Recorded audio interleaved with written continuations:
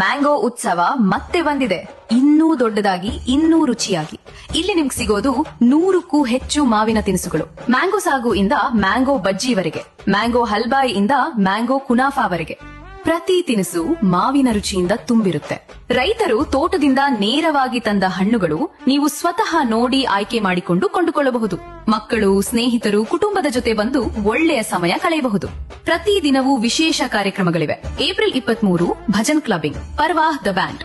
April 24 RCB ವಿರುದ್ಧ GT ಪಂದ್ಯ.